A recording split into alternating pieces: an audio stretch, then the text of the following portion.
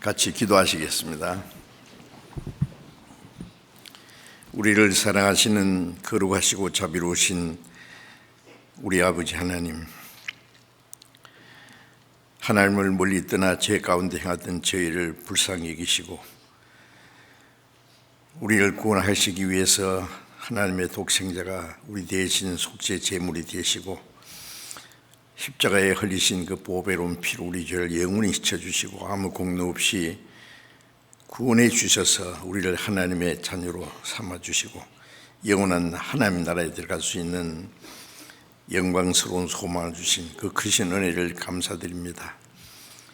이 시간 주님의 보배로운 피로 구속함을 받은 저희들 주님 앞에 함께 모여서 주님의 그 크신 은혜와 사랑을 찬송하며 말씀을 배우며 주님과 함께하는 거룩한 무리 안에서 교직케 하심을 감사드립니다. 이 시간에도 주님이 우리 가운데 같이 계심을 믿습니다. 우리 각 사람을 감찰하시고 하나님의 자비로운 손길로 각 사람을 더욱 붙들어 주시고 주님의 은혜와 말씀과 성령으로 더욱 풍성하게 충만히 채워주셔서 우리의 남은 생에 하나님의 자녀로 부끄럽지 않게 살아갈 수 있도록 인도해 주옵소서. 이 세상은 너무나 죄악이 충만하고 혼란스럽고 어려운 시대가 됐습니다. 주님의 도우심이 없이는 이 악한 세대를 이길 수가 없습니다. 하나님의 거룩하신 뜻을 우리 힘으로는 행할 수 없습니다. 주님께서 말씀과 지혜와 성령의 능력으로 우리를 더욱 지켜주시고 이 땅에 사는 동안에 우리가 하나님의 자녀로서 합당하게 그리스도의 그 사랑과 하나님의 영광스러운 빛을 나타낼 수 있도록 주님께서 우리와 함께 하시고 도와주시기 간절히 기도합니다.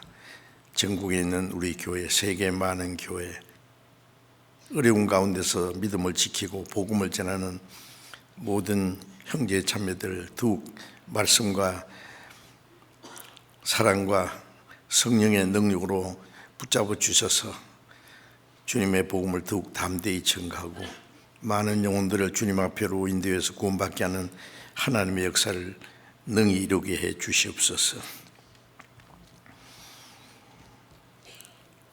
우리 가운데 아직도 하나님의 사랑을 참으로 깨닫지 못한 사람이 있으면 그 마음을 열어주시고 멀잖아 다시 오시는 주님 앞에 그 영광 앞에 설 수 있도록 주님께서 인도해 주시고 도와주시옵소서.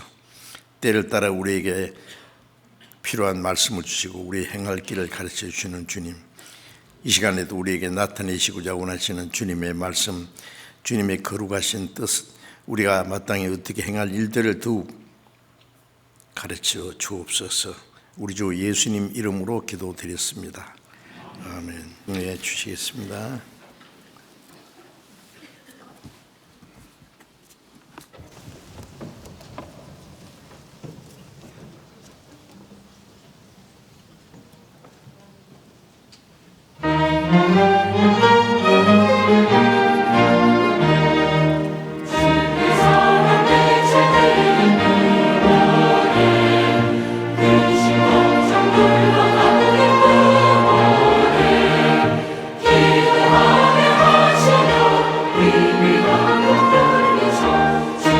사랑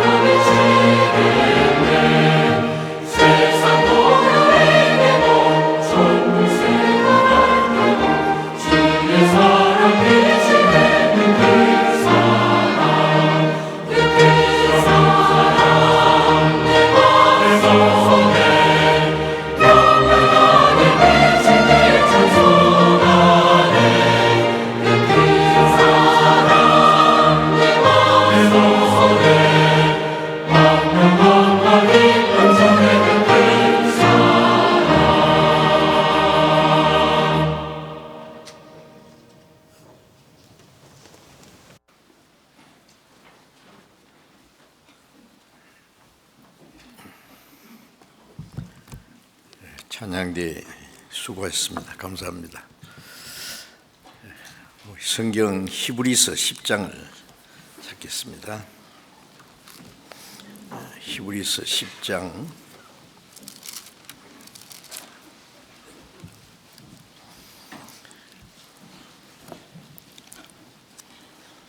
히브리서 10장 37절 히브리서 10장 37절 읽겠습니다.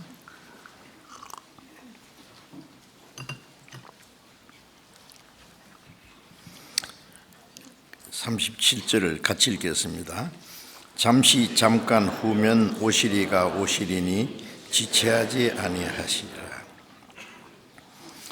또 성경 한 곳에 더 찾겠습니다. 베드로후서 3장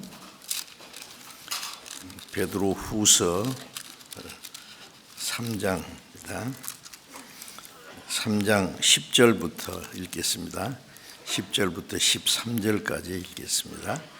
베드로후서 3장 10절부터 그러나 주의 날이 도적같이 오리니 그날에는 하늘이 큰 소리로 떠나가고 체질이 뜨거운 불에 풀어지고 땅과 그 중에 있는 모든 것이 드러나리로다.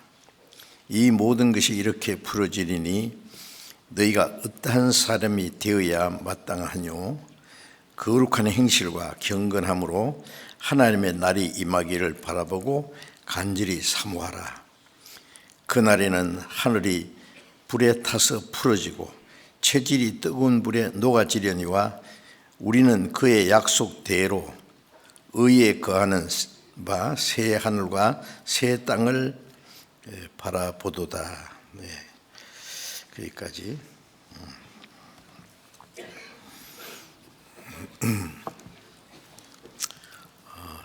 세상이 아주 혼란스럽습니다. 어떤 어려움이 있더라도 우리 그리스도인들은 확실한 믿음과 소망이 있기 때문에 세상이 어려울수록 더욱 주님을 가까이 하고 더 많이 기도하고 다시 오시는 주님을 사모하는 그런 마음과 믿음을 가지고 살아야 되겠다 하는 마음이 간절합니다. 오늘은 말씀드릴 제목을 속히 오실 주님을 사모하자, 속히 오실 주님을 사모하자는 제목을 정해봤습니다. 그래서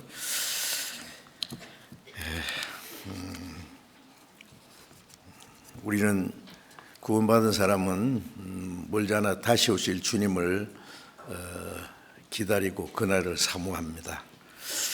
그런데 우리 시대는 정말 우리는 살아서 주님을 맞이할 수 있는 그런 시대에 살 수 있다고 믿을 수 있습니다. 왜냐하면은 주님이 재림하시기 전에 이루어질 징조가 우리 시대에 그대로 다 이루어졌기 때문입니다. 성경에는 예수님의 재림에 대한 많은 예언과 약속이 있습니다. 구약 성경에는 예수님이 오시기 전에 초림하시는 예수 그리스도에 대해서 많은 예언이 있습니다. 그것이 하나도 빠짐없이 다 이루어졌습니다.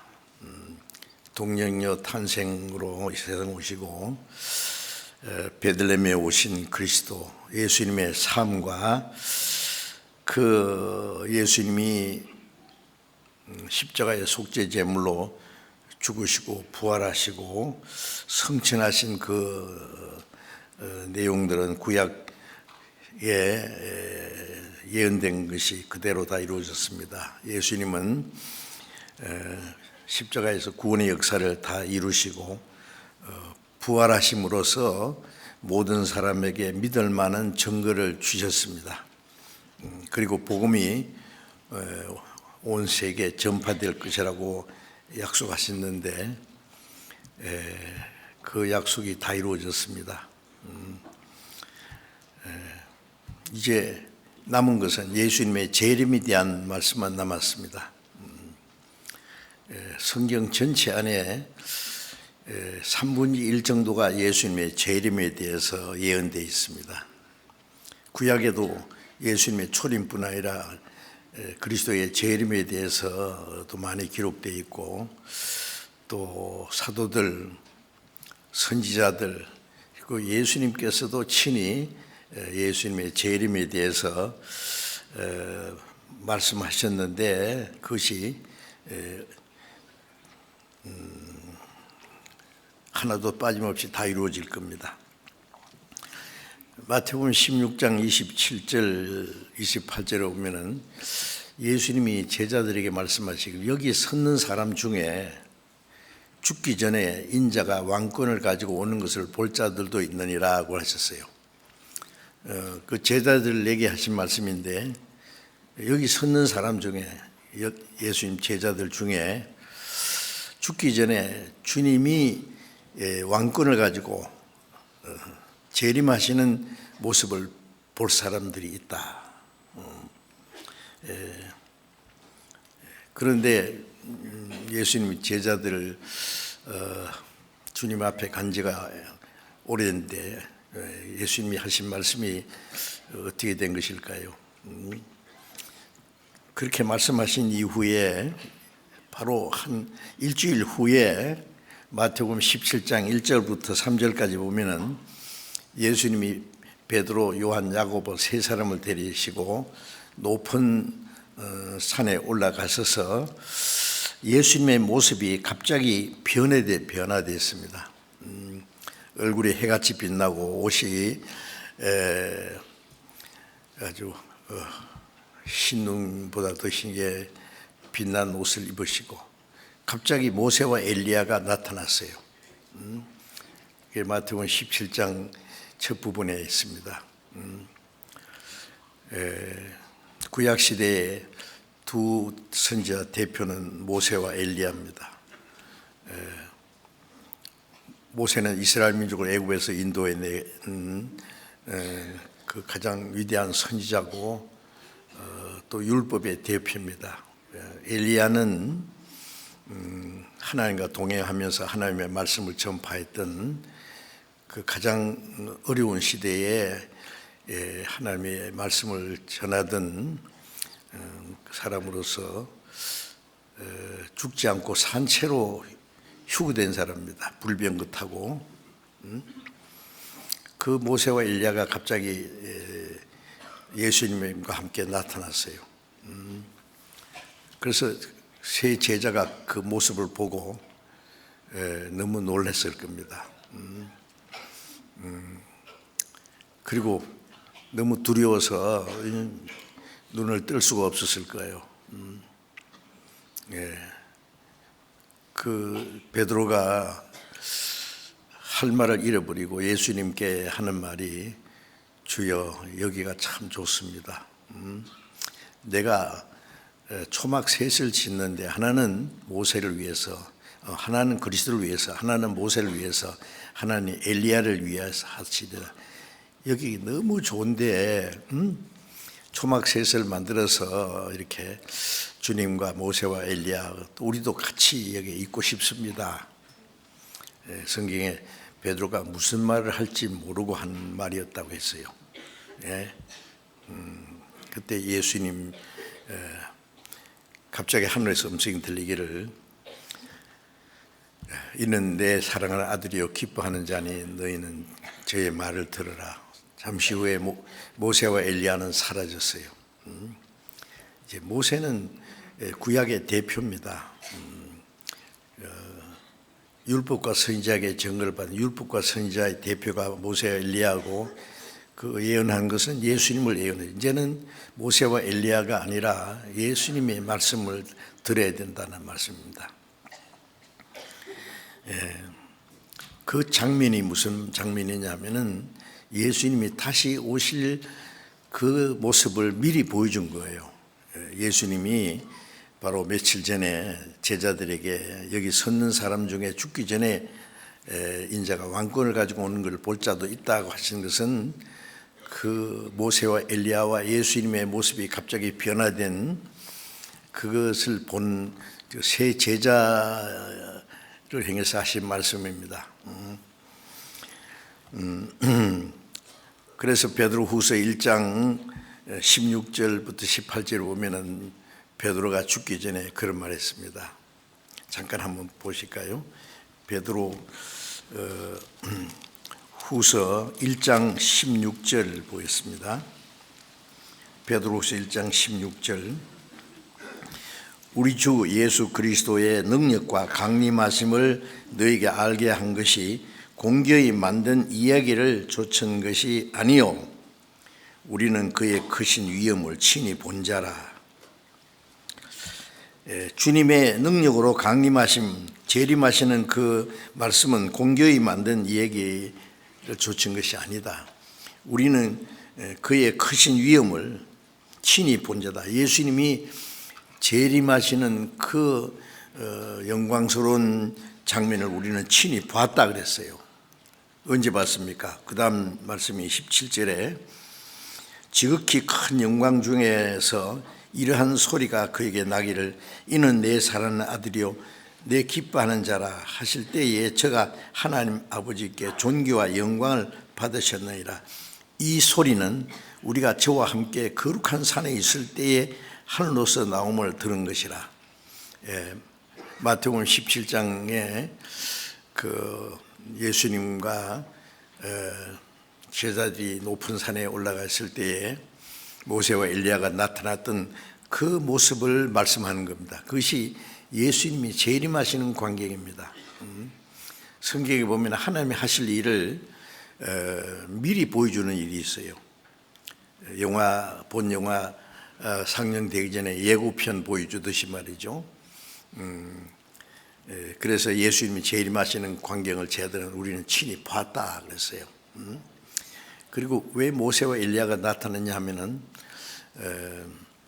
모세는 하나님을 믿을 뿐 아니라 그 이스라엘 민족을 구원했던 그 일을 한 사람이고, 그런데 가나안 땅에 들어가지 못하고 느부산에서 죽었습니다.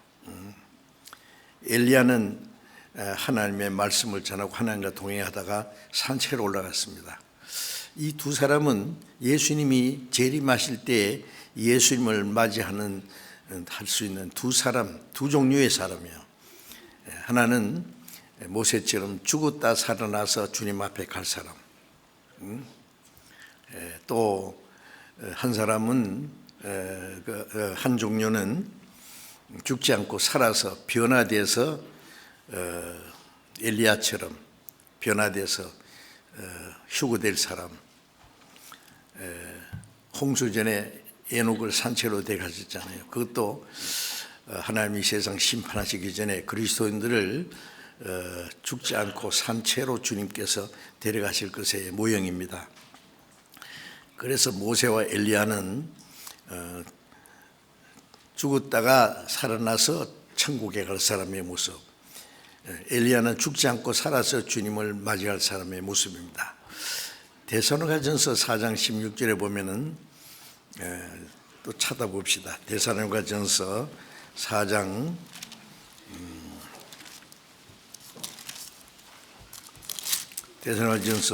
16절부터 읽겠습니다. 4장 16절. 주께서 호령과 천사장의 소리와 하나님의 나팔로 친히 하늘을 쫓아 강림하시리니 그리스도 안에서 죽은 자들이 먼저 일어나고 그 후에 우리 살아남은 자도 저희와 함께 구름 속으로 끌어올려 공중에서 주를 영접하게 하시리니 그리하여 우리가 항상 주와 함께 있으리라. 여기 예수님이 재림하시는 광경을 미리 이렇게 말씀하신 겁니다. 주님이 호령과 천사의 소리와 하나님의 나팔로 친히 하늘을 쫓아 강림하시리니. 세상에서 온 세상 사람들의 죄를 대속하기 위해서 죄인처럼 십자가에 못 박혀서 죽으신 주님, 그러나 다시 오실 때는 영광스러운 모습으로 오십니다. 이 세상이 없인 여겨 버렸던 우리 구주 큰 영화와 영광 중에 다시 나타나시네. 그 주께서 호령과 철장 소리와 그 천사장의 그 엄청난 그 영광 중에 주님이 하늘로 쫓아 강림하십니다. 주님 재림하실 때 광경은 아주 굉장할 겁니다. 영광스러운 천군 천사들과 함께 하나님의 나팔 소리와 함께 나타날 겁니다. 그때 그리스도 안에서 죽은 자들이 먼저 살아납니다. 구원받고 죽은 사람들 영혼은 주님 앞에 가 있습니다. 육신은 무덤에 그 육신까지 살립니다. 죽은 자들이 그 고린도전서 15장에 보면은 주님이 오실 때 마지막 나팔에 순식간에 홀린이 다 변화한다. 죽은 자들이 썩지 않을 것으로 다시 살고 우리도 변화되리라. 같은 말씀인데 그리스도 안에서 죽은 자들이 먼저 살아나고 그 후에 우리 살아남은 자들이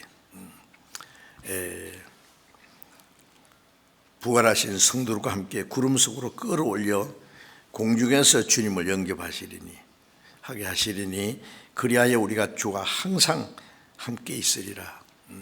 그때부터 영원히 다시는 주님과 헤어지지 않고 주님과 함께 그 영광 중에 살 겁니다.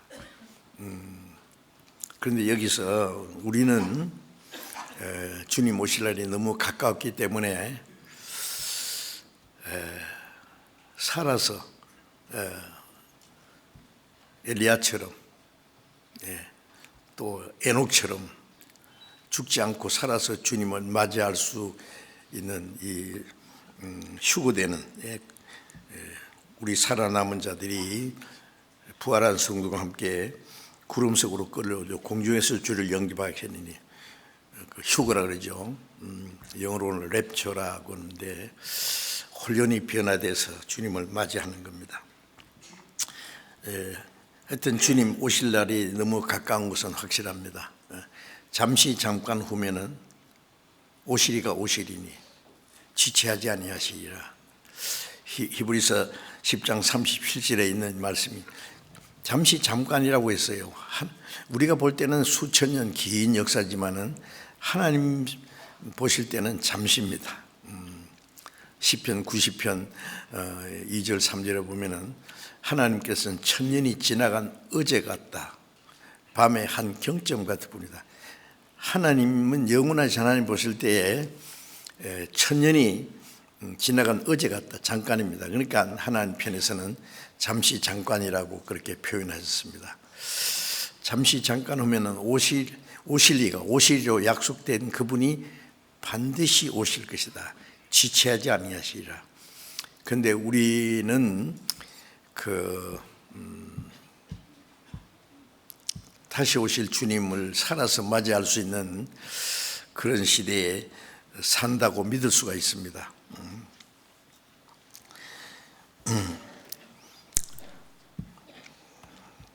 베드로후서 3장 9절에 보면은 하나님은 하루가 천년같이 천년회로 같이 모든 사람 아무도 멸망치 않고 다 회개하기에 이르기를 원하신다고 하셨죠.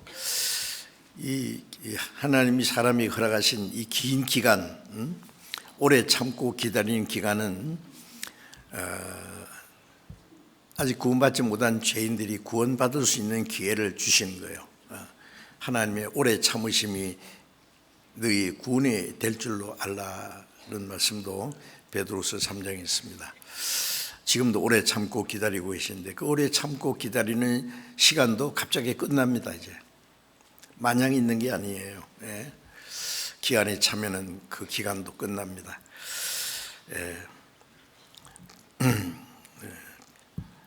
그래서 주님이 다시 오시는 건 너무나 확실합니다. 오시리가 오시리니 지체하지 아니하시리라. 그런데 주님이 재림하신다고 하는 예언은 수없이 많이 성경 전체 예언 중에 한 3분의 1 정도가 예수님의 재림에 대한 예언입니다. 구약에도 많고 신약에도 아주 많습니다. 그런데 재림하시기 전에 이루어질 징조가 있습니다. 마태복음 24장 3절에 그 마태복음 24장 1절 2절에 보면은 예수님이 예루살렘이 멸망당할 것을 말씀했어요. 저희들이 깜짝 놀랐죠. 어느 때에 이런 일이 있겠습니까?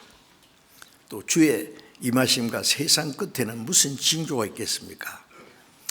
예수님이 저희들과 함께 감람산에 있을 때 조용히 예수님께 여쭤봤습니다. 아주 중요한 거, 언제 이스라엘이 멸망합니까? 그리고 또 주님이 재림하실 때와 세상 끝에, 주님 재림하실 때가 세상의 끝이거든. 그날이 되기 전에 무슨 징조가 있겠습니까? 예수님이 만일 그런 징조는 없다 그러면 그만일 텐데 자세히 말씀했습니다. 이 세상 끝날에 대한 징조, 주님이 재림하기 전에 이루어진 징조에 대해서 많이 말씀하셨는데, 그 많은 말씀 중에 누가복음 21장 잠깐 보겠습니다. 누가복음 21장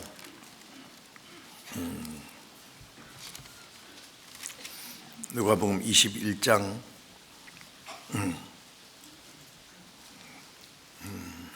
10절부터 읽겠습니다. 누가복음 21장 10절.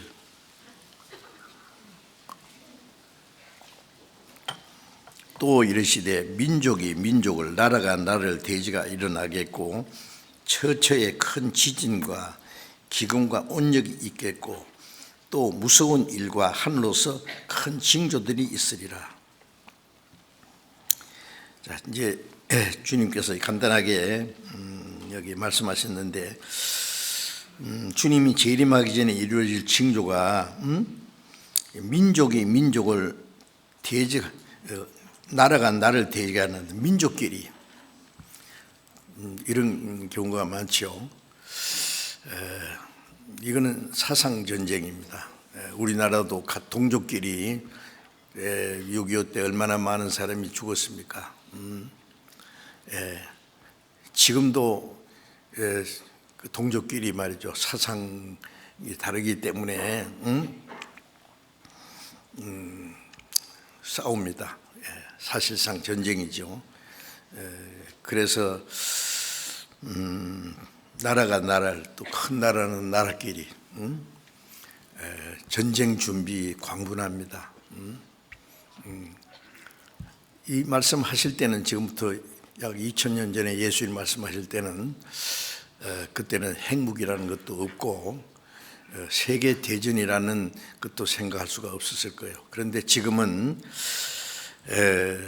참으로 강대국들의 핵무장을 하고, 만일 어느 한 곳에서 핵 무기가 터지면은요, 연쇄적으로 터집니다. 그래서 온 세계가 핵 전쟁에 휘말려 3차 세계 대전이라고 그러죠.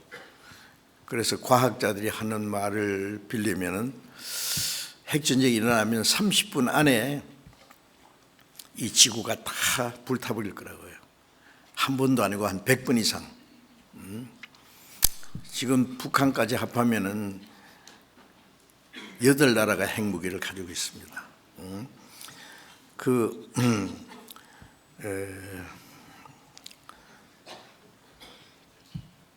핵무기를 수만 개를 가지고 있어요. 그런데 한 번도 아니고 100번 이상 불탈 수 있다는 거니까요.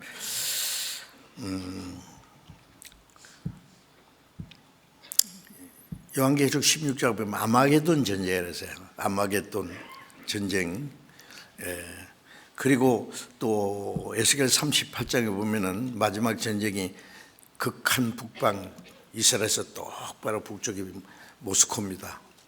로스와 메섹, 로스입니다. 제가 모스크바에 1년에 한 번씩 몇 년 동안 가서 전도하려고 갔죠. 러시아를 영어로 ES 그래가지고 로스라고 그러죠. 러시아 로스케 그랬지 않습니까? 그리고 로스와 메섹이 모스코입니다. 그 투발리스탄 그 전부 그대로 있어요. 그리고 러시아가 이스라엘 치러 갈 때에 앞잡이 노래하는 나라들이 지금도 그대로 있습니다. 제일 앞잡이 노래하는 나라가 지금 이란입니다. 전에 그 성경에는 파사라 그랬는데 페르시아, 팔비 왕 때는 친미 국가였어요. 그런데 갑자기 미국을 배반하고 친소로 넘어갔습니다. 지금 이란이 핵무기를 개발하고요. 개발 다 많이 해놨죠. 그 개발하는 목적이 이스라엘 치기 위한 겁니다. 그래서 이스라엘에서 이란의 핵무기 만드는 과학자들을요 4사람을 그냥 죽여버렸어요. 제가 아는 대로만 해도요. 어떤 사람은 아침에 자기 차를 운전하려고 운전석에 앉아서 시동을 탁 끄니까 폭발해가지고. 이스라엘에서는 그 이란의 핵무기 만드는 걸 용납하지 않습니다. 지금 만들어놨어요, 사실은요. 더 많이 만들겠죠.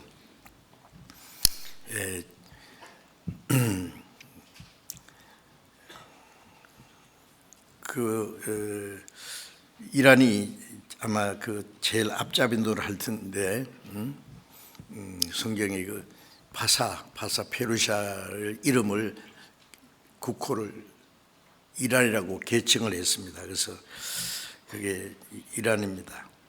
그리고 에스겔 38장 39장에 극한 북방 로스가 내려와서 여러 나라를 끌고 이스라엘 치러 갈 텐데 에스겔 39장에 보면은 이스라엘 치러 가서 다 엎드러져 죽을 거라고 했어요. 그리고 에스겔 38장에 보면 재미있는 이게 하나님이 그 갈고리로 로스를 탁 끼가지고요 끌고 이스라엘 치도록 끌고 간다 그랬어요. 왜? 그 무신론 공산주의 종주국이죠. 지금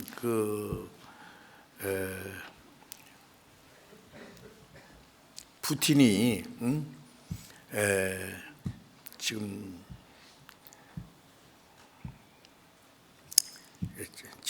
그 핵무기를 많이 가지고 있다고 지금 큰소리 치죠. 사실상 핵무기 숫자로는 미국보다 더 많이 가지고 있습니다. 우크라이나하고 지금 전쟁하고 있는데 이 전쟁이 언젠가 끝나겠죠. 끝나면 그 다음이 이제 이스라엘 치러 가리라고 합니다. 이 푸틴도 제정신이 아니에요 지금 보면요. 자기를 위협하는 사람들에서 막 그 나라를 위해서 핵 무기로 대응하겠다고 이제 그렇게 큰 소리 칩니다.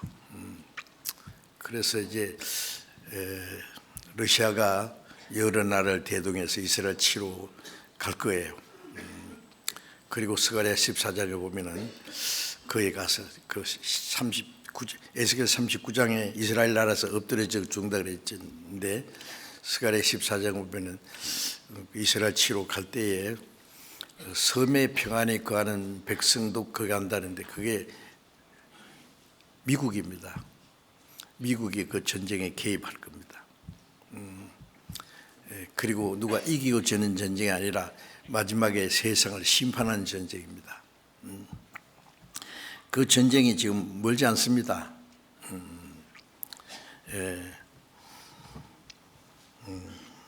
그래서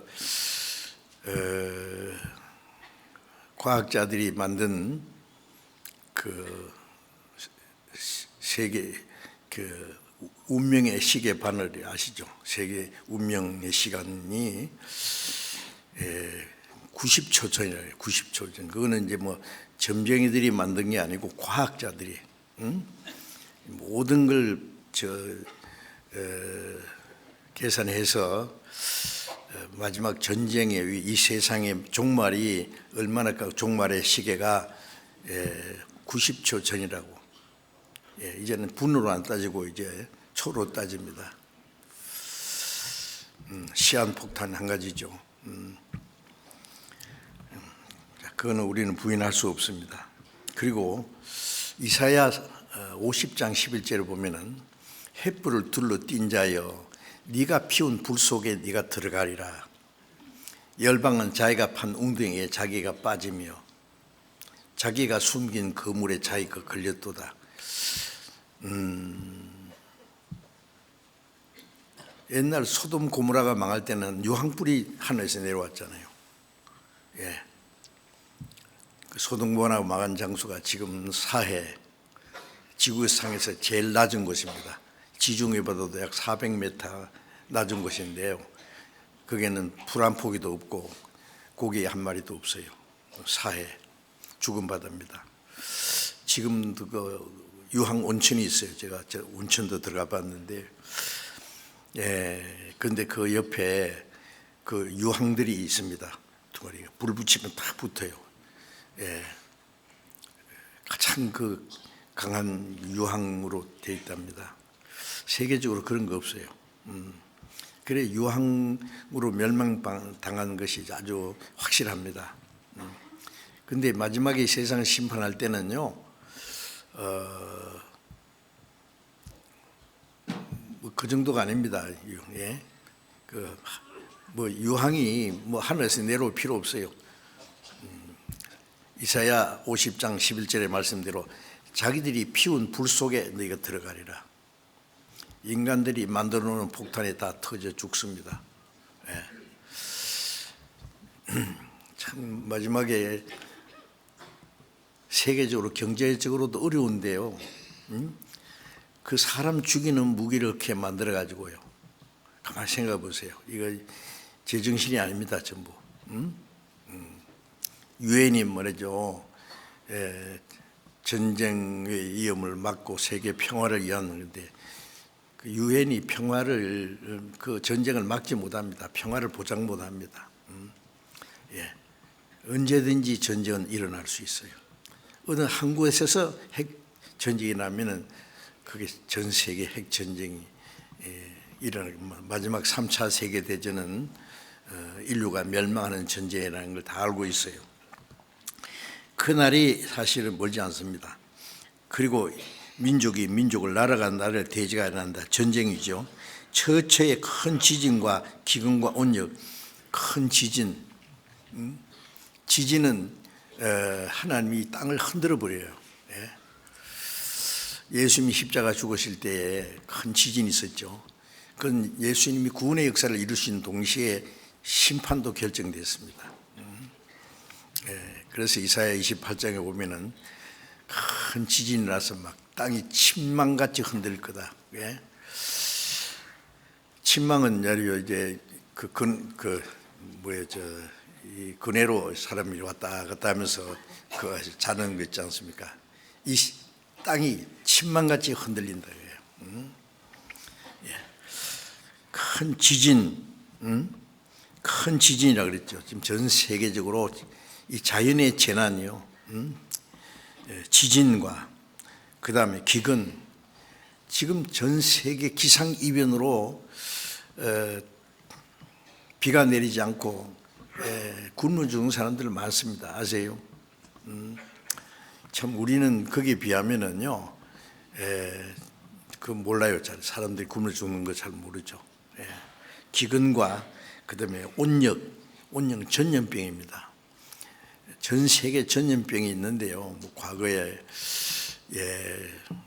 흑사병 같은 거, 뭐 그다음에 뭐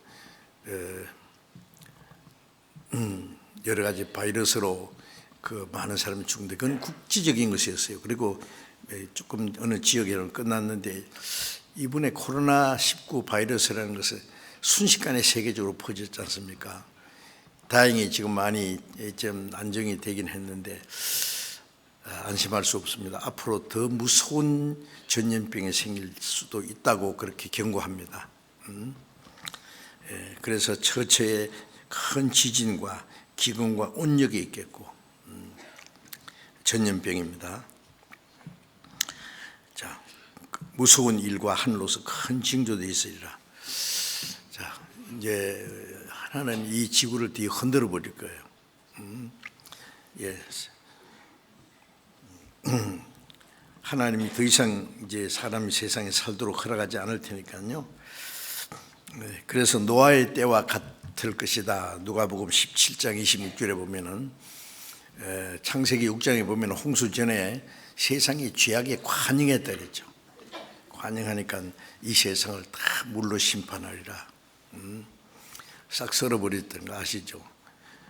소돔 고모라는 유황불로 멸망시키고, 유황불로 소돔 고모를 멸망시킨 것은 마지막에 세상을 불로 심판할 것을 미리 보여준 겁니다. 그래서 노아의 때와 같으리니, 또 롯의 때와 같으니, 롯이 소돔성에서 나가자마자 소돔 고모라가 유황불로 멸망을 받았는데 그때와 같으리라 그랬어요. 스바냐를 잠깐 찾겠습니다. 스바냐 구약성경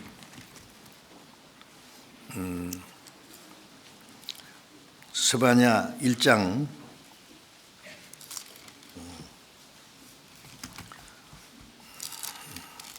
스바냐 구약 1306페이지입니다. 스바냐 1장 2절 3절을 제가 읽겠습니다. 여호와께서 가라사대 내가 지면에서 모든 것을 진멸하리라. 내가 사람과 짐승을 진멸하고 공중의 새와 바다의 고기와 그치게 하는 자들과 악인들을 아울러 진멸할 것이라. 내가 사람을 지면에서 멸절하리라. 나 여호와의 말이니라. 이 말씀은 약 2600년 전에 기록된 말씀인데요. 지면에서 모든 걸 진멸하리라 그래서 하나님이 마지막 이 세상 심판입니다. 사람과 짐승을 진멸하고 공중의 새와 바다의 고기와, 홍수 때 바다 고기는 안 죽었어요. 마지막에 이 심판 때는 바다의 고기도 다 죽습니다. 악인들을 아울러 진멸할 것이라. 내가 사람을 지면에서 멸절할, 아주 이 지구를 싹 깡그리 싹 없애버린다는 말이에요. 무슨 말씀이죠? 하나님의 그 심판입니다. 이 세상에 심판을 이미 결정했어요. 그래서 베드로후서 3장 6절 이하에 보면은 노아 홍수 때 그때는 물로 멸망하였거니와 이제는 동일한 말씀으로 불사르기 위하여 멸망할 때까지 이 세상을 보존해 경건치 않은 사람의 심판과 멸망의 날까지 보존해 남겨두신 것이다 그랬어요. 이 세상 불로 심판할 것은 뭐 자명한 사실입니다. 예? 지금 북한에서는요, 뭐 엄청난 그 무기를 만들어 놓고요,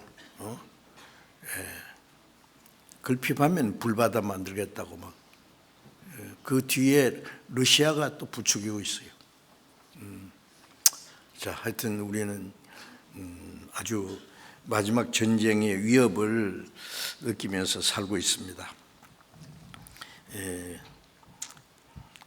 그 전쟁과 그 다음에 자연의 재난과 그 다음에 지진과 온역, 전염병, 그리고 마태복음 24장 12절에 보면 불법이 성함으로 많은 사람의 사랑이 식어지라. 불법인 죄악입니다.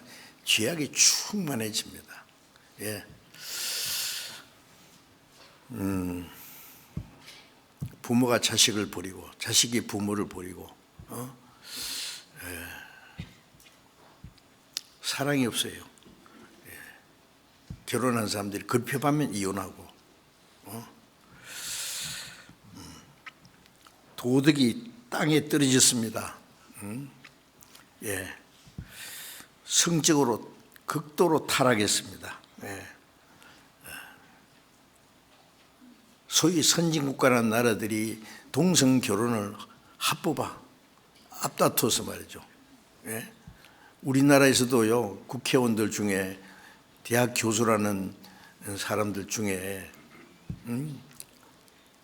우리도 다른 나라처럼 동성 결혼을 합법화해야 된다고 떠벌리고 있어요. 지금 기독교인들이 그걸 반대하고 있습니다.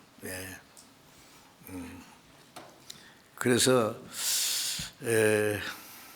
지금 뭐 동성 결혼을 합법화는 안 됐어도요, 간통죄도 없어졌죠. 지금 간통해도 죄가 안 됩니다. 지금 바람둥이들 참 좋아하게 생겼어요.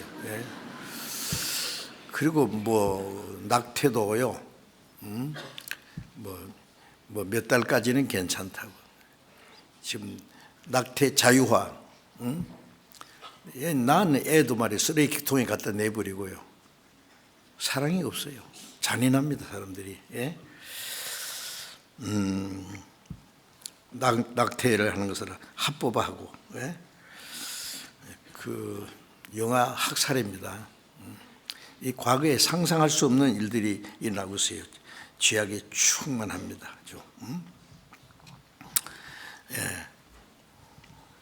그리고 또 이제 마태복음 24장 14절에 보면 이 천국 복음이 모든 민족에게 전거되기 위하여 온 세상에 전파되리니 그제야 끝이 오리라. 복음이 온 세계에 전파된다. 예수님 말씀하실 때는요, 제자들도 아직 잘 안 믿을 때예요.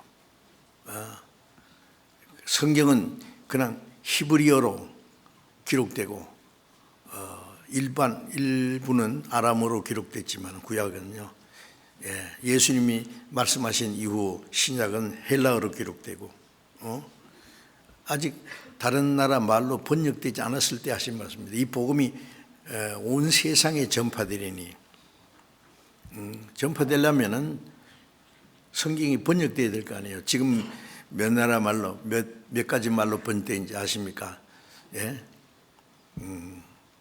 3,686개 방언으로 번역이 됐다고 지금 발표되었습니다. 전 세계 수천 가지 방언이 있는데 글로 번역할 수 있는, 글로 옮길 수 있는 말은 다 번역됐습니다. 성경이. 땅끝까지, 우리는 동쪽 끝에 있는 나라죠. 땅끝까지 다 전해졌습니다. 성경 말씀대로 이 예루살렘에서 시작된 복음이 땅끝까지 다 전파되었습니다. 뭐 이 전파를 통해서, 빠른 교통수단을 통해서, 문서를 통해서 다 전해졌습니다. 주님 재림하시기 전에 주님이 말씀하신 그 징조는 우리 시대에 다 이루어졌어요. 안 이루어진 거 있습니까? 그 중에 또 가장 중요한 거 하나가 이스라엘의 회복입니다. 이스라엘. 마태복음 24장 32절 이하에 보면은 무화과나무의 비유를 배우라 그러죠. 마태복음 21장에 보면 무화과나무, 열매 없는 무화과나무를 예수님이 저주해서 말라 죽어버렸죠. 버트랜드 러셀이라는 사람은 나는 왜 크리스찬이 아닌가. 자기 어머니는 그 할머니 밑에서 엄격한 기독교 교육을 받고 자랐는데 나는 왜 크리스찬이 아닌가. 그 책을 썼는데 그 이유 중에 하나가 예수님은 무화과나무를 저주해서 죽였다는 거예요. 참 예수님은 꽤 잘하는 거예요. 근데 감나무 앞에 가서 보니까 감이 없으니까 도끼로 쾅쾅 찍었죠. 이놈 감나무 열매도 없어. 그런 식으로 생각한 거예요. 예수님이 무화과 열매 맺히지 않는 무화과나무 화가 나가지고 죽였습니까? 아니에요. 잎사귀만 무성하고 열매 없는 무화과는 이스라엘 가르치는 거예요. 그래서 이스라엘을 비유하는 나무가 무화과입니다. 그래서 예레미야에서도 보면은 이스라엘 민족이 하나님의 말씀을 순종하지 않을 때는 악하여 먹을 수 없는 무화과를 맺히기도 한다. 이렇게 이스라엘을 얘기했습니다. 그래서 무화과 열매 없는 잎사귀만 무성한 무화과나무는 이스라엘은 하나님의 백성이라는 그 이름은 가지고 있었지만은 뭐 안식일도 지키고 율법도 지키고 뭐 그러지만은 그들은 하나님을 멀리 있던 하나님의 사랑도 잃어버렸어요. 그 이스라엘 민족이 저주받을 것을 가르친 거예요. 그런데 영원히 저주받는 게 아니라 겨울 동안에 말라 죽었던 무화과나무가 여름이 가까이 되면 가지가 에너지가 세게 나오죠. 저주받은 무화과나무가 잎사귀가 나오면 여름이 가까운 줄 알듯이 이런 일이 된 것보다 인자가 가까이 문 앞에 줄 알아. 이스라엘 민족이 하나님의 선한 택한 백성, 선민인데 기원전 586년에 바벨론에 의해서 망했습니다. 율법도 범하고 죄악이 충만하기 때문에 하나님이 바벨론을 들어서 솔로몬이 지은 성전 다 불질러 버렸어요. 그리고 가난한 농부들만 남겨놓고 몽땅 바벨론을 끌고 왔어요. 70년 후에 다시 돌아오긴 했지만은 바벨론, 페르시아, 헬라, 로마 600년간 강대국의 식민지 국가로 졌습니다. 그리고 서기 70년 당시에는 로마가 이스라엘 점령하고 있을 때에 유대인들은 로마를 정복하고 이스라엘 독립시키기로 기대했는데 그렇지 않기 때문에 이 사람 메시아가 아니라 해서 예수님을 십자가에 못 박아 죽이는 일을 했지 않습니까? 그런데 서기 70년에 로마 타이스트 대장이 군대를 끌고 치들어와서 유대인 110만 명을 무자비하게 죽였어요. 예루살렘 성전을 또 불질렀어요. 스룹바벨이 만든 제2성전도 다 46년 동안 지은 성전도 불질러 버렸어요.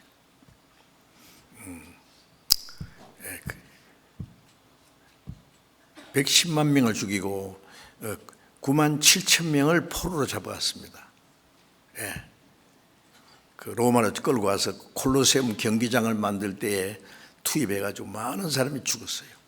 그 역사적으로 있는 일입니다. 자, 그리고 그 후에 이스라엘 민족이 유대인들이 이스라엘 땅에 사는 걸 허락하지 않고 전 세계 다 쫓아냈습니다. 1900년간 전 세계 나라 없이 가는 곳마다 얼마나 죽었습니까? 온갖 순환과 학살을 당하던 민족, 유대인이라는 신분을 숨기기 위해서 살기 위해서 숨기고 곳곳에 숨어 살았던 유대인들, 나라 없어진 지 2600년, 기원전 586년에 유다 왕국이 망했으니까요. 그 땅에서 쫓겨난 지 1900년. 그걸 누가 나라라고 했어요? 이스라엘은 나라는 옛날 뽀얀 옛날에 유대인 나라라는 것이 있었단다. 신화에나 나올 법한 나라인데 없어진 줄 알았던 이스라엘이 1948년 5월 14일에 갑자기 독립했습니다. 그런 나라가 세상에 어디 있어요? 나라 잃어버린 지 2600년, 그 땅에서 쫓겨난 지 1900년, 상상해 보세요.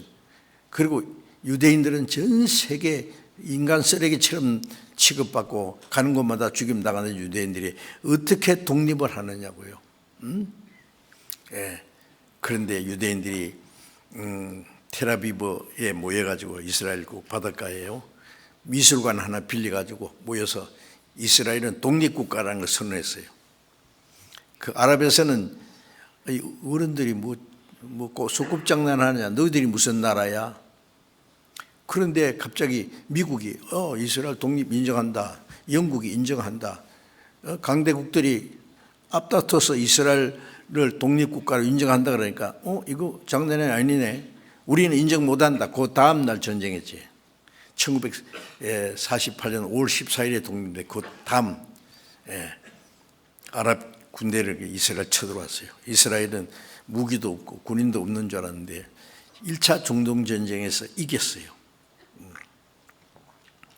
1950년에 2차 중동전쟁 때 이겼어요.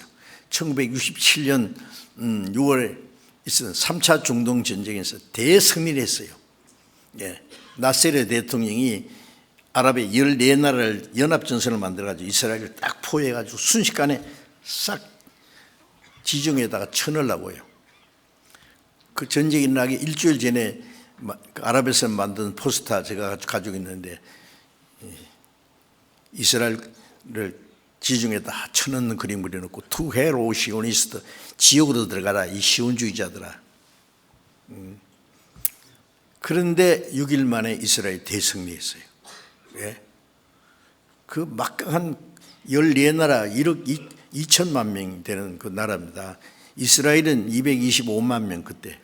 이스라엘 땅에 사는 유대인들 225만 명하고 1억 2천만 명하고 상대에 싸웠는데 6일 만에 이스라엘이 대승리를 했어요. 상상이 갑니까? 예. 그리고 1972년 10월에 제4차 중동전쟁 때도 이스라엘이 대승리했습니다. 그때 하마터면 핵전쟁이 날 뻔했어요. 근데 이스라엘이 또 이겼어요. 예, 아랍에서는 순식간에 없애볼 것 같죠. 조그마한 게 인구도 얼마 안 되고 말이에요. 6.1 전쟁 때도 이스라엘은 우리나라 강원도 많았어요. 땅이 1차, 2차 중동 전쟁 때 뺏은 땅이 인구도 225만 명. 뭐 해볼 것도 없죠. 그런데 그 아랍의 세력이요, 무슬림 세력이 다 달라붙어 싸워도 못 이기겠어요. 왜 그럽니까? 세계 전쟁사에 그런 건 없습니다. 왜요? 이스라엘 민족을 흩어버린 분도 하나님이고, 그리스도를 배척하는 자가 얼마나 크다는 것을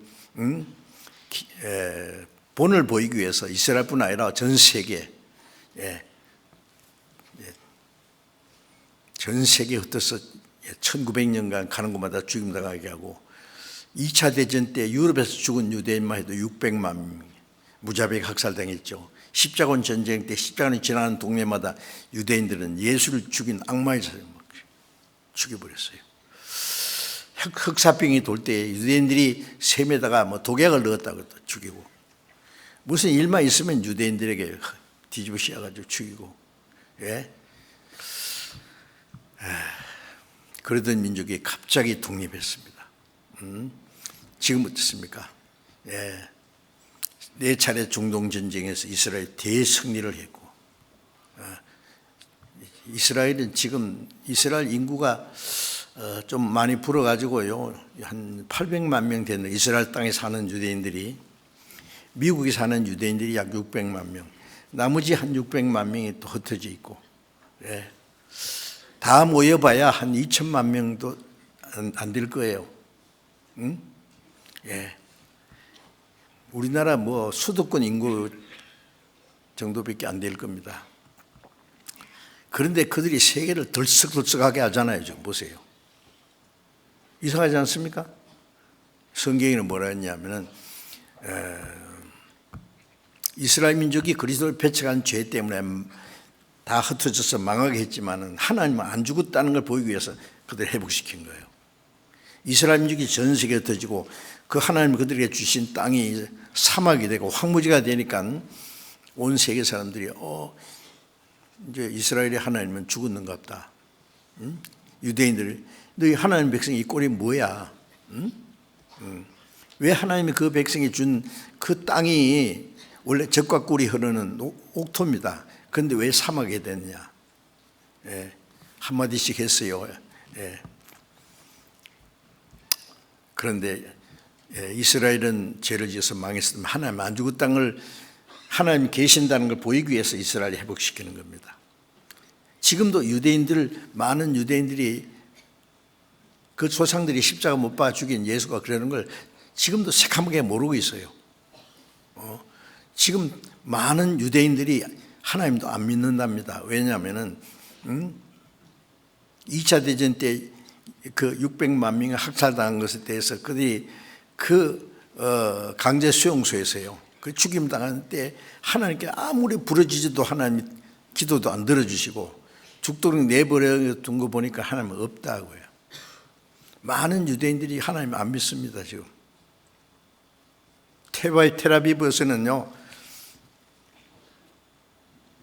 세계에서 동성 연애자가 제일 많답니다. 유대인들 중에 나는 하나님도 없다, 나는 신도 안 믿는다, 스스로 그런 말 하는 사람. 그런데 왜 하나님이 그 이스라엘을 도우시느냐고요. 지금 에스겔 36장에 보면은 그 민족을 위한 것이 아니라 하나님 이름 때문에, 하나님이 살아계신다는 그 증거를 보이기 위해서 이스라엘 회복시킵니다. 그리고 이스라엘이 하나님 회복시키는데 이스라엘 민족을 없애보려는 것은 하나님을 대항하는 거예요. 하나님의 계획을. 망할 때는 철저히 망하지만 이스라엘 민족을 회복시킬 때는 어떤 민족도 이스라엘을 없애버릴 수 없어요. 그리고 앞으로도 다시는 이스라엘 민족이 망하지 않을 거라고 했어요. 그러니까 앞으로도 이스라엘과 싸우는 나라는 하나님과 싸우려고 한 가지예요. 예? 이스라엘 민족을 지구상에 없애버릴 수 있다면 이 성경을 다 거짓말로 만들 수 있거든요. 그 생각 하셔야 됩니다. 이스라엘 민족은 하나님이 살아계신 증거를 보이는 거예요. 그러니까 이제 이 세상 끝날까지 이스라엘 민족이 어떤 일을 하느냐가 중요한 것이 아니라 이스라엘 배후에 하나님이 계셔요. 그래서 어떤 나라도 이스라엘을 대항해서 이길 수는 없습니다. 지금 요즘 보세요. 하마스가 이스라엘 순식간에 없애버리려고 수천 개를 순식간에 미사일을 막 쏘아댔지만 무슨 일이 일어났습니까? 예? 가자 지구에 수만 명 죽었잖아요. 예.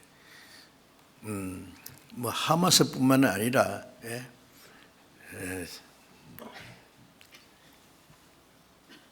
팔레비 그리고 이란 그다음에 뭐 이스라엘을 대항하는 나라마다 시리아 뭐 좌측 우돌 막 계속 싸우면서 조만한 나라가요. 응? 예.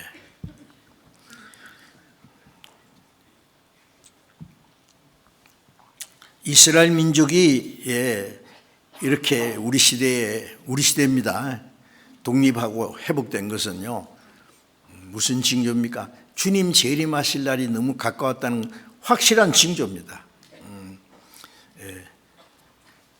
그리고 이사야 28장 22절에 보면은 이사야가 말하기를 하나님이 이 세상 땅끝까지 세상을 멸망시키기로 작정한 것을 내가 하나님께로부터 들었다.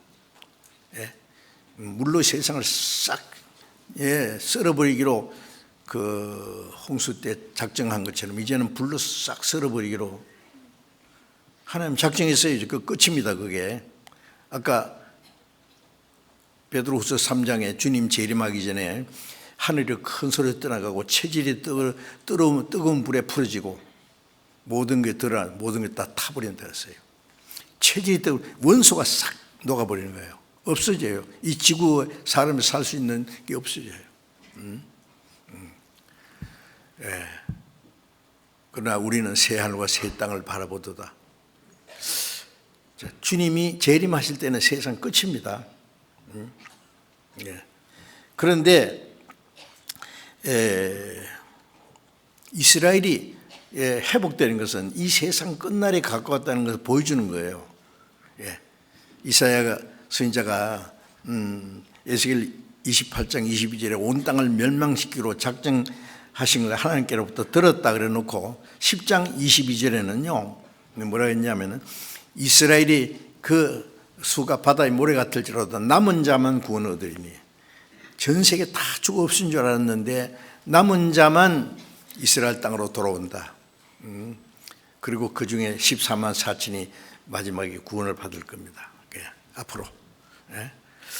그런데 그러면 이런 하나님이 넘치는 공의로 세상을 회멸할 날이 가까웠습니다. 이사야 20장 22절에 그렇게 말씀했습니다. 온 땅을 넘치는 공의로 넘치는 회멸이라는 것은 아주 가루를 만들어 흩어버린다는 말이에요. 무서운 말입니다. 이제까지 참고 참으신 하나님의 공의로 싹 심판하는 거예요. 이스라엘이 회복되는 것은 이 세상을 심판할 날에 가까웠다는 것을 우리에게 보여주는 겁니다. 이스라엘이 망할 때는 전 세계 복음이 전해지는 때고 이스라엘 회복된 때는 이 세상을 심판할 날에 가까운 거예요.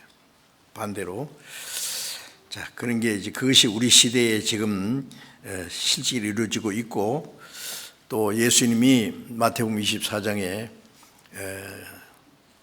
이런 일이 되는 걸 보거든 인자가 가까이 문 앞에 이런 줄 알라. 모가나무가 죽었던 모가나무가 잎사귀가 나오고 여름이 가까운 줄 알아나니 이런 일이 되는 것도 보거든 인자가 가까이 문 앞에 이런 줄 알라. 이스라엘이 회복되는 것은 주님이 재림하실 날이 가까웠다는 것을 가장 확실한 징조로 보여준 겁니다. 우리 시대에 지금 이스라엘이 독립했고 지금 이스라엘이 얼마나 강대한 나라입니까? 조그마한 나라가요. 그 강대한 아랍을 상대해서 겁없이 싸우는 거 보세요. 자, 하여튼 이스라엘 민족은 주님 오실 날이 가까웠다는 걸 우리에게 실제로 보여주는 것입니다. 그럼 주님 오실 때에 어떤 일이 있느냐? 아까 데살로니가전서 4장 16절에 주님이 공중에 재림하실 때 천사들과 함께 오실 때에 그리스도 안에서 죽은 자들이 먼저 부활하고 살아있는 사람은 호련히 변화돼서 주님을 맞이한다. 그것이 우리 시대에 이루어지고요. 이 세대가 지나기 전에 이래 다루를 그 세대라는 것은 그 시대의 사람들이 살아있을 때 설마 그런 일이 있을까 생각되잖아요. 한 번은 이루어져야 되는데 그러면 항상 설마입니까? 지금 우리 시대 같은 시대가 어디 있느냐고요. 우리 시대같이 성경이 정확하게 예언이 다 이루어졌어요. 오늘 주님 오셔도 성경에 아무 문제가 없습니다. 예언이 다 이루어졌으니까.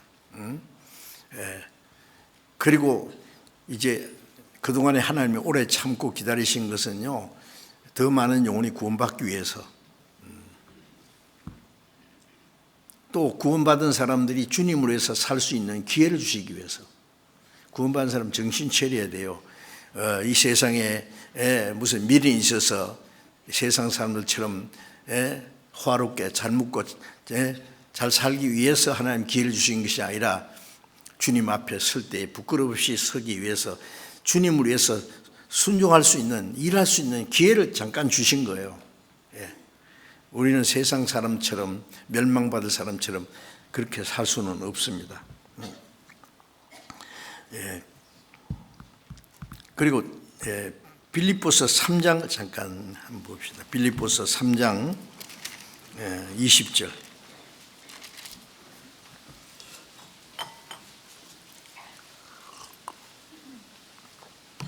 빌립보서 3장 20절 21절 같이 읽겠습니다. 오직 우리의 시민권은 하늘에 있는지라 거기로서 구원하는 자 곧 주 예수 그리스도를 기다리노니 그가 만물을 자기에게 복종케 하신 자의 역사로 우리의 나은 몸을 자기 영광의 몸의 형체와 같이 변케 하시리라. 주님 오실 때 오직 우리의 시민권을 하느니라. 구원받은 사람은 땅에서 살기 위해서 있는 게 아니라 우리 시민권은 하늘에 있습니다. 이중 국적이라고 했잖아요. 우리 육신이 태어난 땅에 이제 국적을 가지고 있어요. 우리는 한국 시민이고 또 거듭난 사람은 천국 시민이에요. 그런데 우리의 시민권은 하늘에 있다. 이 땅의 시민권은 잠깐 후에 없어집니다. 거기로서 구원하는 자 예수 그리스도를 기다리는 우리는 주님 오시기를 기다립니다. 주님 오시기 기다려요? 안 기다려요? 정말 기다려요? 빨리 오시면 좋겠어요? 김치 담아놨는데 뭐 아파트 새로 신청해놨는데 노약층으로 당첨됐는데 좀 살다가 여러분 주님 앞에 가면은 얼마나 영광스러운 날이 될지요. 상상해 보셨어요? 이 세상에 아무리 좋은 것도 만분의 1도 그게 비교할 수 없습니다. 우리 그때 만물을 자기에게 복종케 할 수 있는 하나님의 능력으로 우리의 낮고 천한 몸을 자기 영광의 몸의 형체와 같이 변케 하시리라. 이 낮고 천한 몸입니다. 글피하면 아프고 글피하면 재질라 그러고 이 몸을 주님과 같은 영광스러운 몸으로 변화돼요. 나무 잎사귀에 깔아먹던 징그러운 벌레가 호랑나비에서 날아가듯이. 한번 생각해 보세요. 주님 같은 영광스러운 몸으로 병케 됩니다. 그 주님 오실 날. 데살로니가전서 1장을 잠깐 보겠습니다. 데살로니가전서 1장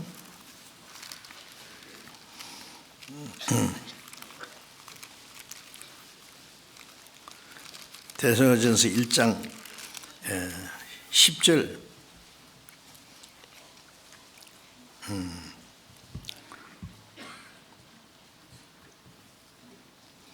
데살로니가전서 1장 10절 같이 읽어봅시다.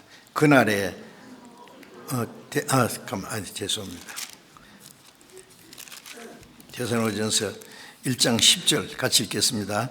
또 죽은 자들 가운데서 다시 살리신 그의 아들이 하늘로부터 강림하시를 기다린다고 말하니 이는 장래에 노하심에서 우리를 건지시는 예수시니라. 죽은 자들 가운데서 다시 살리신 그의 아들 예수님이 하늘로부터 강림하심을 기다린다고 말하니, 이분은 기다리잖아요.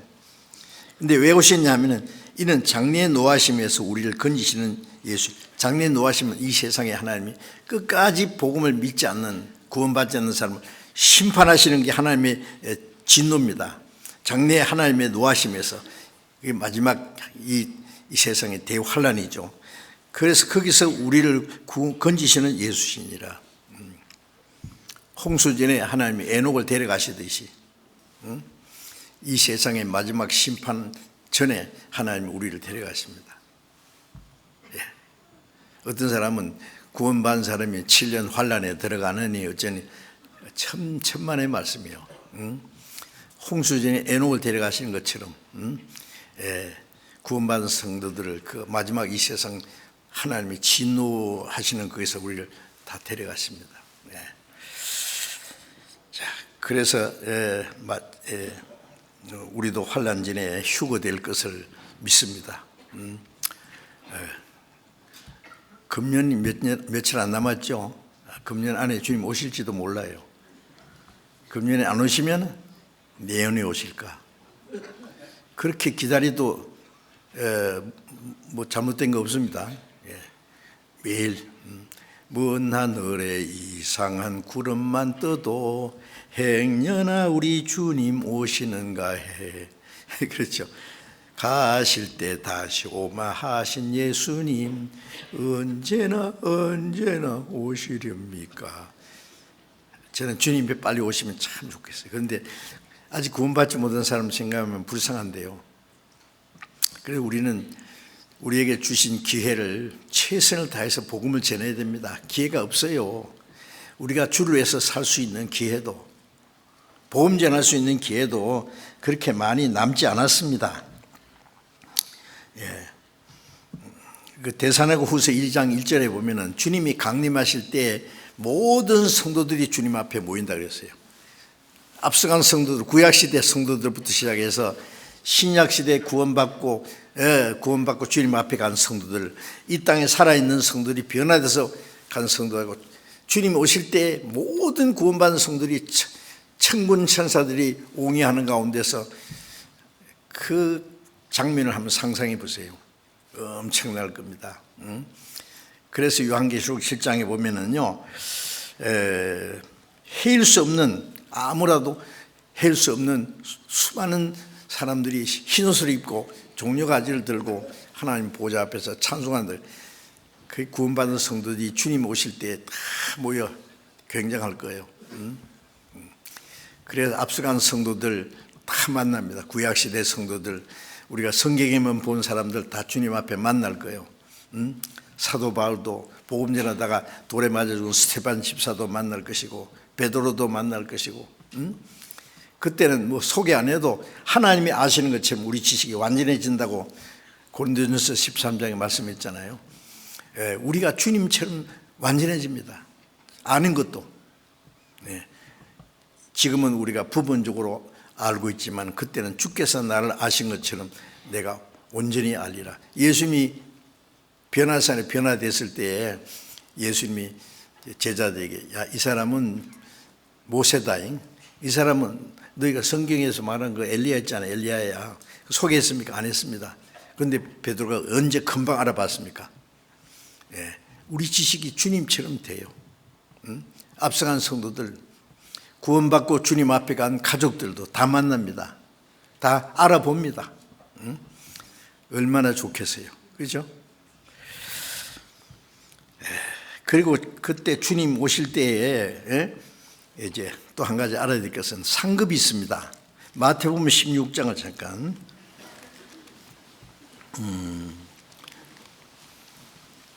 16장 마태복음 16장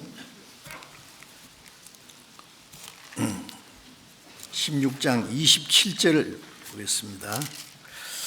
마태복음 16장 27절 같이 읽어봅시다. 인자가 아버지의 영광으로 그 천사들과 함께 오리니 그때에 각 사람의 행한 대로 갚으리라.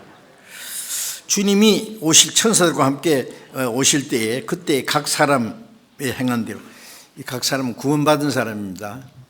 구원은 우리가 똑같이 받았지만은 구원받은 후에 각 사람이 구원받은 후에 어떻게 사느냐가 달라요. 각 사람의 행한 대로. 요한계시록 22장 12절을 보면 내가 볼지어다 내가 속히 오리니 각 사람에게 그 일한 대로 갚아주리라. 각 사람의 줄 상이 내게 있어 각 사람이 일한 대로. 구원은 하나님의 은혜로 똑같이 받았어요. 그러나 주님 앞에서 그 받을 상급, 그 영광입니다. 영원한 영광입니다. 그것은 다 달라요. 그래서 고린도전서 4장 5절에 보면 주님 오실 때 각 사람에게 칭찬이 있으리라. 어떤 사람은 칭찬이 있고 착하고 충성된 종아 칭찬이 있을 거예요. 어떤 사람은 이 악하고 게으른 종아 하고 책망도 질 거예요. 어떻게 해야 돼요? 칭찬받을 만합니까? 주님이 오심을 사모하면서 살아가십니까? 아니면 세상 사람처럼 무턱대고 그냥 어떻게 하면 잘 먹고 잘 살까 그것만 바라고 살아갑니까?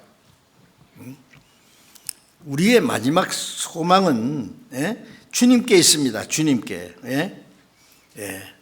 시편 39편 6절 7절에 보면은요, 이스라엘의 왕 다윗이 말하기를 각 사람은 그림자같이 다니고 헛된 일에 분유하며 재물을 쌓아나 누가 취하는지 알지 못합니다. 주여 내가 무엇을 바라요? 나의 소망은 주께 있나이다. 위대한 다윗 왕 주변에 있는 나라를 다 정복하고 통일왕으로 이루은 그 위대한 왕이 말하기를 각 사람은 그림자같이 다니고 헛된 일에 분유하며, 헛된 일 왜냐하면 잠시 후에 다 없어질 거예요. 그 바람처럼 그걸 잡으려고요. 분유하나 재물을 쌓나 누가 취하는지 알지 못합니다. 주여 내가 무엇을 바라려? 나의 소망은 주께 있나이다. 그 위대한 다윗 왕도 지금부터 3000년 전 사람이에요. 우리는 정말 이제 구원받은 사람으로서 우리의 소망은 오직 주님께 있습니다. 주님 오실 때 주님과 같이 우리가 변화되고 주님의 영광에 참여할 그날을 사모하면서 살아야 돼요. 이 세상 사람처럼 헛된 일에 우리의 마음 뺏기면 안 됩니다. 베드로전서 4장 7절에 만물이 마지막에 갖고 왔으니 너희는 정신을 차리고 근신하여 기도하라. 정신 차려! 정신을 못 차리는 사람도 있어요. 구원받은 사람 중에 에베소서 5장에 보면은 잠자는 자여 깨어서 죽은 자 가운데 일어나라. 그리스도께서 네게 빛이시니라. 구원받았는데도 잠자는 사람이 있어요. 세상 꿈꾸는 사람이 있어요. 부자 되는 꿈도 꾸고 왕 되는 꿈도 꾸고 꿈속에 헤매는 사람들. 그러면 안 됩니다. 깨어 일어나서 그리스도께서 빛이시니라. 주님 오실 날 가까운데 왜 세상에 잠에 빠져가지고 그러면 안 됩니다. 주님 오실 때 부끄럽게 됩니다.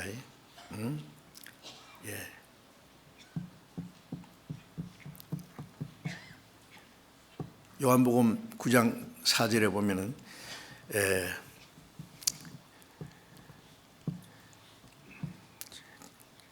주님 오실 때에는 밤이 된다 그랬어요. 지금 아직 낮이니 날 보내신 이의 일을 우리가 하여하리라. 밤이 오리니 그때는 아무 일할 수 없습니다. 일할 수 없는 밤이 속히 오리라. 우리는 마지막 우리에게 주신 기회입니다. 해가 지금 서쪽으로 넘어가려고 하는데 우리 할 일 다 했어요? 주님 앞에 가면 칭찬과 영광을 받을 수 있어요? 네? 고린도후서 5장 9절에 보면 바울 사도는 내가 거하든지 떠나든지 살든지 죽든지 주를 기쁘시게 한 자 되길 힘쓰노라. 이는 우리가 반드시 그리스도의 심판대 앞에 드러나서 각각 그 몸으로 행한 것을 따라 받으려 합니다. 왜 살아도 주를 기쁘게, 죽어도 주를 기쁘게 하려고 노력하느냐?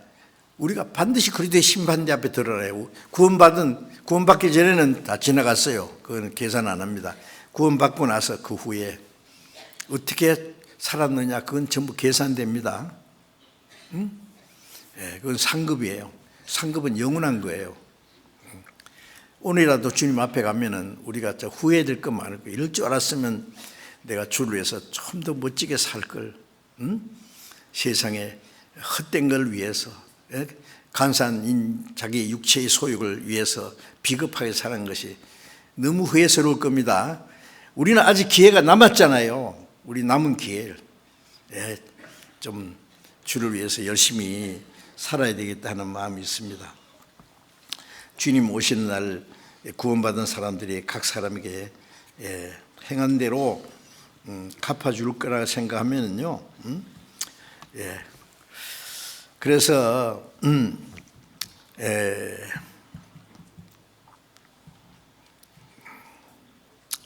그 고린도전서 9장에 보면은요, 다름질을 하든지 다 달아날지라도 상 얻는 자는 하나인 줄 알지 못하느냐.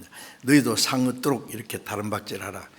이 올림픽 국가 대표 선수들이요, 선수로 이제 발탁이 됐는데 올림픽에 가서 어떤 사람은 금메달을 얻고 은메달을 얻고 동메달 다 다르죠.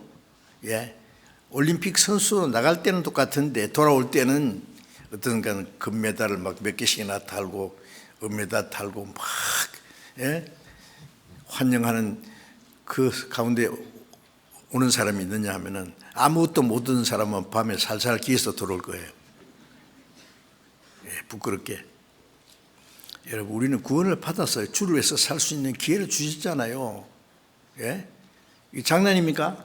지어낸 얘기입니까? 주를 위해서 좀 올바로 멋지게 살 수 없을까?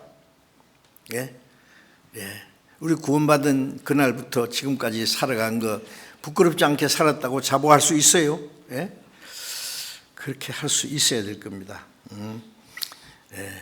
그래서 너희도 상 얻도록 이와 같이 다름질하라.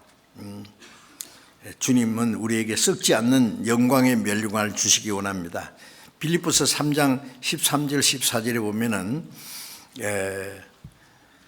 앞에 있는 상을 잡으려고 뒤에 있는 거 잊어버리고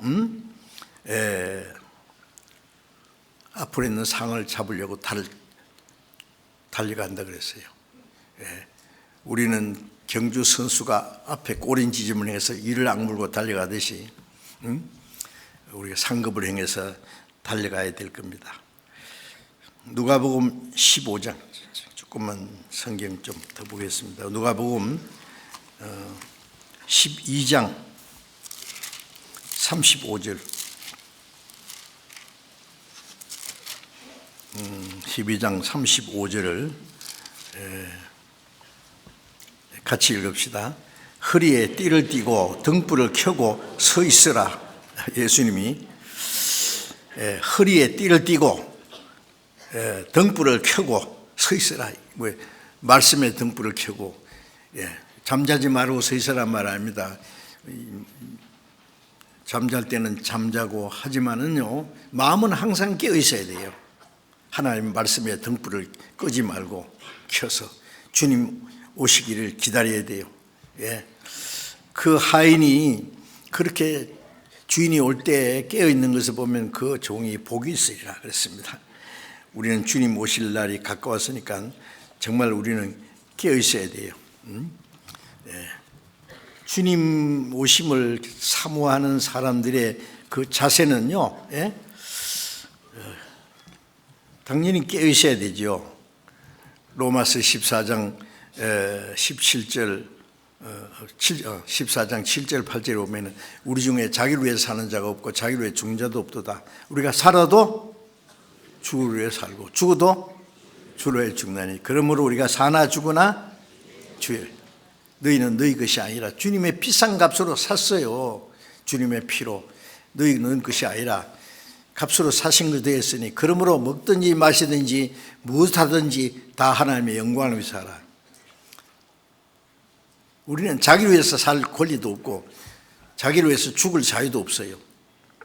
살아도 주를 위해 죽어도 주를 위해 사나 죽으나 난 주의 것.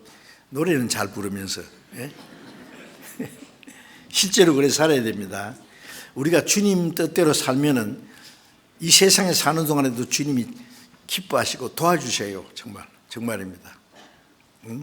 구원받은 사람이 그걸 믿지 못하고 자기를 위해서만 사는 것은요 비참한 거예요. 자기를 위해서 살다 자기를 위해 죽으면은요 저주예요. 저주. 뭐예요 그게? 구원받은 사람이. 그러지 마세요. 참 멋지게 살다가 주님 앞에 갈 수 있어야 될 거예요. 그래서 베드로전서 1장 13절에 보면은 그러므로 너희 마음의 허리를 동이고 근신하여 예수 그리스도에 나타나실 때에 너희에게 가져올 은혜를 온전히 바랄지어다. 주님 오실 때 우리에게 주실 은혜가 있어요. 그 뭐겠어요? 그때도 은혜입니다. 우리는 주님에서 기껏 해봐야 얼마나 하겠습니까? 근데 주님이 주는 상급은 엄청납니다. 그래서 로마서 8장 17절 18절에도 우리가 그리스도와 함께 영광을 받기 위해서 고난도 함께 받아야 될 것이나 생각건대 현재의 고난은 장차 그 다음 뭐죠? 우리에게 나타날 영광과 좋게 비교할 수 없도다. 우리가 주를 위해서 고난과 희생이 있어요. 그런데 주님 위해서 산다는 것이 얼마나 기쁘고 감사해요. 주를 위해서 받는 고난은 조금 해요. 그래서 고린도후서 4장 7절에도 잠시 받는 환난에 경한 것이 주를 위해서 고난받는 건 잠시이고 아주 작은 거예요. 그러나 영원한 영광에 중요한 것을 이루게 하면이 우리에게 주실 영원한 영광의 큰 것 비교가 안 돼요. 우리가 주를 위해서 조금 살았는데 주님 우리에게 영원한 영광을 주시는 거예요. 그러니까 주님이 오실 때 너에게 주실 은혜 그거예요. 그걸 사모하라 그랬습니다. 구원해 주신 걸 믿었는데 왜 그건 왜 안 믿어요? 우리가 주님을 위해서 살아가면 이 세상에 사는 동안에 주님이 도와주시고 영원한 영광을 주실 텐데 왜 그걸 안 하느냐고. 주님이 십자가에 죽어서 피로 그 그리스도의 피로서 우리 죄를 영원히 사해 주시고 주님 다시 오실 때 우리 데려가실 것도 믿으면서 그 믿는 것도 굉장한 거예요. 그런데 우리의 생활 속에 우리와 같이 계시는 건 왜 안 믿어요? 믿어야 됩니다. 너희는 무엇을 먹을까, 무엇을 마실까, 무엇을 입을까 염려하지 마라. 다 이거는 이방인들이 하나님 없는 모르는 사람들이 하는 것이다. 이 모든 것이 너희에게 있어야 할 줄 아시느니라. 그러면 뭐 어떻게 입만 벌리고 하늘만 쳐다보고 가만히 있으란 말이에요. 너희는 먼저 그 나라와 의를 구하라. 그리하면 이 모든 걸 다 하시리라. 우리가 주님 말씀을 순종하고 주님 뜻대로 살면은 우리의 육신에 필요한 것은 하나님이 다 책임지신다고. 죽든지 살든지 하나님께 맡겨놓고 얼마나 좋아요. 그러면 주님이 우리를 도와주시고 주님의 영광을 위해서 살 수 있도록 하실 겁니다. 우리가 아직 기회가 얼마나 남았는지 모르지만 그렇게 많이 남진 않았습니다. 주를 위해서 살 수 있는 기회도 복음을 전할 수 있는 기회도 얼마 안 남았어요. 이제 마지막 우리에게 주신 기회를 최선을 다해서 이제까지 주님 뜻대로 못 살았으면 이제부터라도 주님을 위해서 열심히 살면은 주님이 함께 하시고 도와주실 겁니다. 이제 우리 동계 수련회 있고, 그 다음에 우리 1월 달에 첫 번 전도 집회 위해서 기도하시고, 이번에도 많은 영혼이 구원받도록 기도하시고, 기도를 많이 하셔야 됩니다. 하나님의 도우심 없이는 우리는 할 수 없으니까 기도를 많이 합니다. 그것이 우리에게 주신 특권이에요. 기도는. 기도 안 하는 사람은 하나님이 주신 특권을 포기하는 거예요. 그러면 안 되죠. 열심히 기도하시면서 나는 어떻게 주님을 위해서 살아갈까, 어떻게 복음을 전할까, 어떻게 주를 기쁘시게 할까, 항상 그런 마음을 가지고 살아가면서 주님 오심을 사모해야 되겠습니다. 기도하겠습니다. 자비로우신 하나님 아버지, 이 마지막 때에 주님의 보배로운 피로 우리를 구원해 주신 것을 감사합니다. 우리의 몸도 영혼도 다 주님의 것이오니 이제 남은 생에 다시는 자기를 위해서 살지 않고, 자기를 위해서 죽지도 않고, 살아도 주를 위해서, 죽어도 주를 위해서, 모든 것 하나님의 영광을 위해서 하는 것이 되도록 도와주시고, 멀잖아 다시 오시는 주님 영광 앞에 부끄럼 없이 설 수 있도록 우리 모두를 말씀으로 다스려 주시고 인도해 주시옵소서. 우리 주 예수님 이름으로 기도드렸습니다. 아멘.